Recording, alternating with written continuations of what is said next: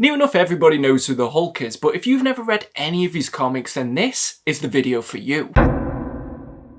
Woof woof! Hey guys, it's me Marcus, aka the Mad Dog. Yes, this is actually my hair, and we are back with another video. So the first Hulk book that I'm going to recommend for new readers is the one that I grew up on, and that is the run that was done by Bruce Jones. But if this was the run that was good enough to get me started on the character, then I think it'd be great for any new reader who's looking to start with Bruce Banner. That's because it's got this really different tone to it. It's got this great spy espionage feel. There's secret organizations that are coming after him, which should pretty much be expected if you're some kind of giant green gamma ray monster. But even though I read it as a kid, this had all the Hulk action that I could probably wish for. It doesn't really rely too heavy on the continuity. It goes on for about 40 or so issues, so you actually get a really decent chunk of story here. And this is one of those underrated runs, and it is a little bit difficult to get at the moment, but I am hoping that in the coming years Marvel might release an omnibus. There's also a really enjoyable Abomination arc that takes place during Bruce Jones's run, and even though I don't think I've ever read the end of this, I still think this has that balance of Hulk fun but also Bruce Banner mopiness. Next up's going to be Hulk by Jason Aaron. I got the complete collection of this about a year or so ago, and I pretty much polished it off in about 2 sittings, which for anybody who's watched this channel before would know that that's some kind of miracle for me, because I am one of the slowest readers on this planet. But Jason Aaron is one of those creators that's got so many great runs to his name that people often overlook this series. And that's actually what I feel about the Hulk as a character, that when people think about comics that they can get into, they don't really look at Bruce Banner as the go-to character. It's actually what kind of made this video a little bit difficult, because of the fact that I wanted to recommend runs that I've read in the past. And even though I don't think Jason Aaron's time on the Hulk is either his best time as a writer or the character's best time in comics, it was still really enjoyable. It was a quick, fun read that had a bit of a darker tone to it. You also get to see the Hulk in situations that he wouldn't ever really be in, like him crossing paths with the Punisher. And what Aaron does that really makes this story interesting is split the Hulk from Bruce Banner. I know what you're saying, this has already been done in a few other runs and probably done better in those places as well, but I like the dynamic they had. They gave it this very Mad Max feel, and it also had a very Terminator aspect to it. Next up in a series that is now very accessible to new readers, but I have to go with the Peter David run. When I was first getting into comics, I read a lot of 80s and 90s to really build up my knowledge, and it just seemed like Peter David was pretty much just always on the Hulk. So I've read quite a good chunk of this run, but now that it's been re-released in omnibus, I can finally get it and read the complete thing. But in particular, I really love the Future's End stuff, the Tempest, and also the stuff that he does with the Professor. Just those random arcs that I've read throughout the years have already really entertained me to the point where I can comfortably say that this is one of the best runs for this character. As well, you'll probably notice from now on that I'm not really going to recommend anything earlier than this, and that's because of the fact that I haven't really read a lot of Silver Age Hulk, and this was pretty much the earliest that I go back to. And at the end of the day, if I am trying to recommend something for a modern reader, I don't really think too many Silver Age stuff is going to be something that'll get them addicted to comics. So yes, I have read great stuff about Bill Mantlo, Roger Stern, Stan Lee, John Byrne, and there's probably a good handful of creators that helped to craft the Hulk into the character that we know now. But at the end of the day, I haven't read it, so I don't really know what I can tell you about it. Whereas Peter David seems to be the creator when it comes to the Hulk that other later writers have tried to match the standard of. And I can't lie, the dude's still coming back now and writing Maestro miniseries, so he pretty much just loves this character. And it comes through in the storytelling, and I really think that he got that good balance of the dynamic between Bruce Banner and the struggle that he has knowing that he's got this monster inside of him, but still telling a really enjoyable Hulk story and not just taking him as this monster that everybody else should just be scared of. A lot of great stuff happened in the decade or so that he was writing this series, so I definitely recommend jumping onto it. And even more so now that Volume 1's getting a reprint, which you can already pick up from the channel sponsor, Organic Price Books. They've got great packaging, fast shipping, and amazing customer services, and if you use code WOOFWOOF, you'll get $2 off your order. And you can use that code as many times as you like, so why not treat yourself to a book and help out the channel at the same time? Next up, and I know there's going to be some people who won't agree with me on this, but if you're somebody who already likes the Marvel Universe, maybe you're looking to branch into the Hulk, I would definitely 100% recommend Hulk by Jeff Loeb. This is something that I did a review of last year, and I had a really great time with this book. I'd recommend checking out that video, but it was basically a Hulk story that wasn't really focused around Bruce Banner. Sure, yes, of course he does appear in it, but it's all about the emergence of the Red Hulk. And he just pretty much wants to fight everyone that he can see, which, you know, kind of reminded me of myself. But there are going to be some readers out there that aren't going to want to be too bogged down by literary references or to be asking too many questions about the human condition. And if you're that type of person and you just want something that's dumb, fun, kind of summer blockbuster action, then I would definitely recommend picking up this title. I feel like the ending doesn't really stick the landing, but considering it's got so much big, enjoyable Ed McGuinness art, then it's definitely worth picking this up. Near enough every important Marvel character that existed at this point in time appears at some point in this book, and it's just really enjoyable. I feel like I need to learn a different word other than enjoyable at this point. Next up, and one that might not feel like a great jumping on point, but just trust me, it is, it's going to be Planet Hulk. Planet Hulk is pretty much the storyline that on paper shouldn't have worked, but for some reason it's just one of the best Hulk stories of all time. And if you've watched Thor Ragnarok, then you kind of know some of the premise of this. But the Marvel Illuminati have pretty much had enough of the Hulk just always causing destruction, so they decide to shoot him off into space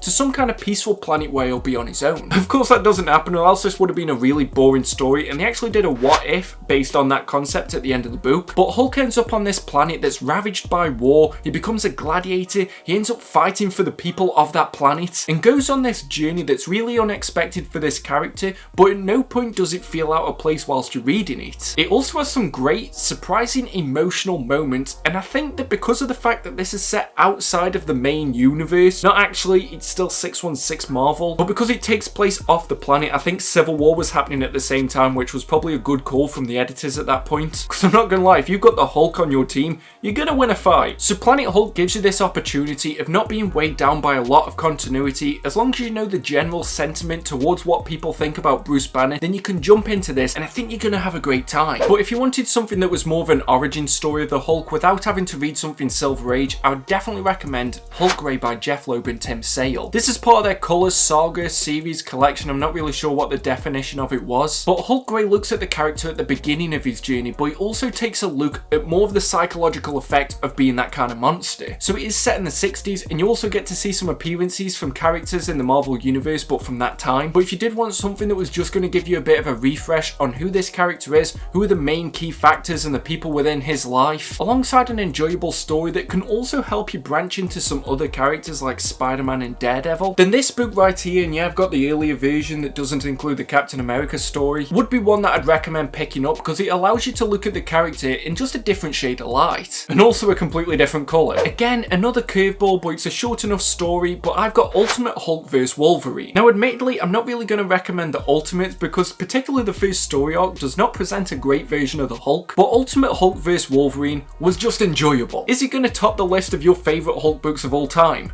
No. Is it going to completely change the way that you look at comics?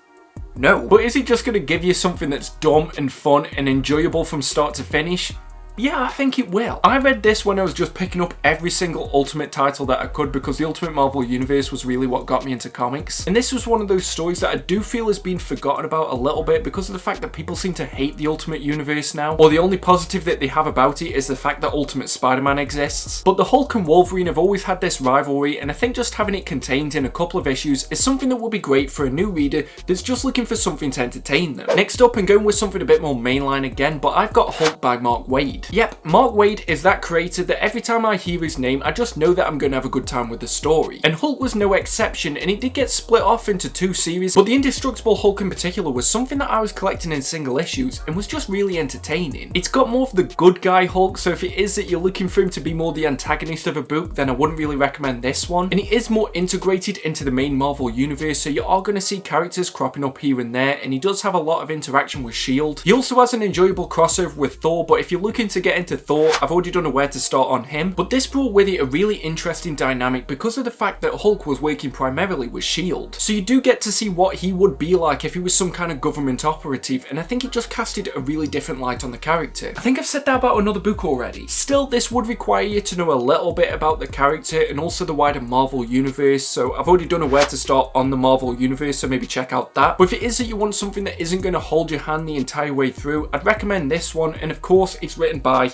Mark fucking Waid. Now, hear me out with this next one, because on my where to start list, I do like to try and cater for as many different types of people as possible, and I understand that there's some people who maybe find getting into a Hulk book quite intimidating. Now, I know that that isn't going to be the majority of people that watch this, but I also want to make sure that if there's somebody that does want to get into this character, that I cover every possibility, so I would recommend something like The Incredible Hercules. This was written by Greg Pak, who did Planet Hulk, and we're also going to talk about him a bit later on in this video. And this isn't your Disney's Hercules. He's not going to try and make a man out of you, and I just realised that that was actually Mulan, but because of the fact that Hercules isn't as popular of a character as Hulk, you might find it easier to jump into this, because they understood that not a lot of people know who this character is really, and they probably are jumping on trying to get into the Hulk, and it was just fun. And as you can see here, he's actually holding up the Hulk logo, which is kind of like reminiscent of me holding up my own will to live at this point. And Hercules is one of those goofy, silly characters, so it might be easy for you to jump into this and then feel like you know more about the Hulk's universe. Like I said, I know the majority of people want to start reading Hulk by reading a Hulk book, but I still feel like this should get some kind of recommendation because it can definitely go the distance. Yep, finally got it right. Actually, let's just keep the flow going, because next up I'm going to recommend Greg Pak. And no, not Planet Hulk, because in case you skipped part of this video, I already recommended that earlier on, but the part of his run that came later on, a good couple of years after, when he was doing stuff like Fall of the Hulks. This is more of an ensemble story, so it would benefit you if you know a lot more of the players that are going on in the Hulk's universe. And you do have to know that there was a Red Hulk and also different kind of Hulks, but Greg Pak is just one of those creators that every time he seems to write the Hulk, he just knows exactly what he's doing. So even though it's not a Hulk run that a lot of people seem to recommend often, I still think it's something that people would enjoy if they're looking for a Hulk story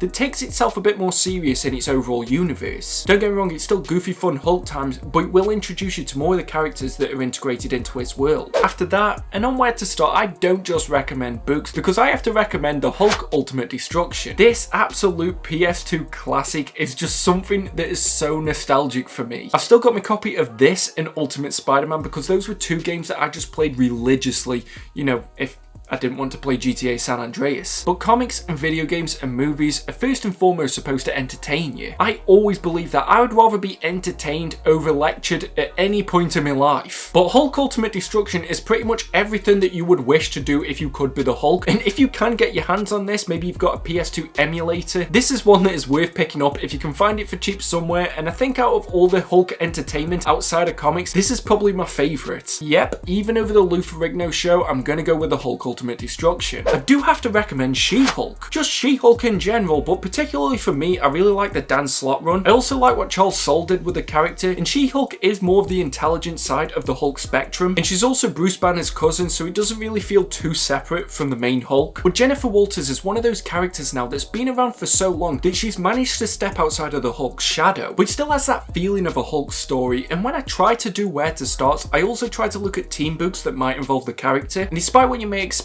from the MCU, there isn't really a lot of Avengers titles that I could recommend to you. But if you start reading She-Hulk, then there is easy ways to get into those team books, because she appears quite a lot in modern Avengers stories. And I think if maybe you want the fun side of the Hulk, but maybe not being a bit dumbed down if it is that you've got the monster version of the character, then She-Hulk might be a suitable option for you. And just to quickly touch on it, I did speak about team books then, and Hulk is one of those characters that appears in quite a lot of other series. But there are some of the Defenders books by Al Ewing that I'd recommend, some of the crossovers with other members of the Avengers, and you do often see him appearing in the Fantastic Four. Mainly it's just because he wants to fight with the Thing, and you know, just let them two crack on with it. So even though there isn't a lot that I can really recommend to you, there are still quite a handful of them, and they are out there if you want them. And my last pick is actually one of the most recent Hulk stories that you can probably pick up. And it's one of those rare books that manages to capture the excitement of a Hulk book, but also have this deeper look at it. It's got this horror vibe throughout it, and I really hope it manages to stick the landing, because I've been enjoying what I've read of this book so far. But of course it's going to be Al Ewing's The Immortal Hulk. Yes, oddly enough, despite the fact that the character's been around for 60 years, I think the most recent series is probably the most accessible for new readers. It explores the connection between the man and the monster. The art is grotesque and at the same time quite beautiful, especially the covers that have been done by Alex Ross. And at the beginning of this video, I said that the Hulk is one of those characters that often gets overlooked when it comes to his comic series, despite the fact that there's so many great runs, but it already feels like Al Ewing's The Immortal Hulk is going to be that one go-to series that will be recommended for years to come. I'm saying it with confidence to buy this, even though I've only read about the first 15 or so issues of it. But if the rest of this title is half as good of what I've read of this series already, then it deserves its recommendation on this list, and I'd wholeheartedly recommend it to new readers. But my bonus pick that I always put at the end of everywhere to start is whatever Hulk book is going to get you into comics. At the end of the day, I haven't read every single Hulk story that's ever come out. I know there's probably some people that are going to be raging because of the fact that I haven't said the one book that they really like, and I don't really know what I can do about that. But at the end of the day, those stories that I haven't recommended,